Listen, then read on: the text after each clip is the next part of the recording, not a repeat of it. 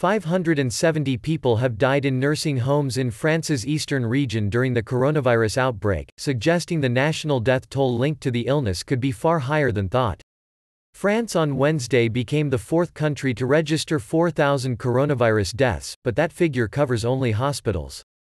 Fatalities in nursing homes have surged in recent days, with dozens of deaths reported across the country. Officials have held back on directly linking the deaths to the coronavirus given the age and health condition of many who have died. As of March 31, 411 nursing homes have been affected by COVID-19 out of 620 in the region, the Grand Est Public Health Authority said in a statement.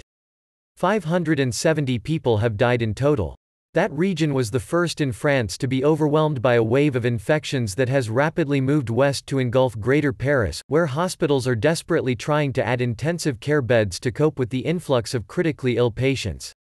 The National Health Agency will soon update its figures to include nursing homes and people who may have died in their own residences because of the virus. Almost 1 million people live in about 7,000 nursing homes in France. In the past week, health agencies across the country have publicly confirmed about 100 deaths in nursing homes. 19 have died since March 20 in one home in the southeast. The care sector has called for blanket testing for all personnel as the virus was often entering these homes through staff. Senior care home representatives warned the health minister in March that workers needed 500,000 masks and at least 100,000 people could die if the situation was not brought under control. "We have to limit the impact on old people as we know that they are the most fragile," said Romain Gizelm, head of an association for the care of the elderly.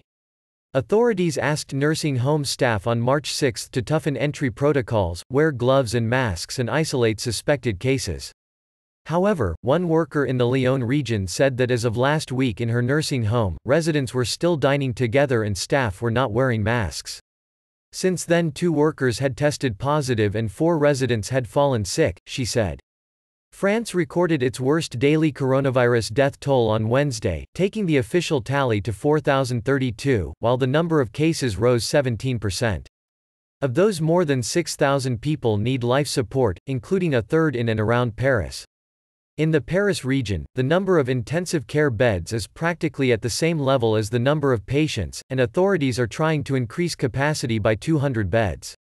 The most difficult part is to make sure that the patient is in a stable state. Martin, a nurse in the COVID unit at the Ambroise Paré clinic in Paris's Neuilly suburb, told Reuters TV before dealing with a patient in intensive care. "It can go from a state wherein he's doing well 1 minute and then he's not.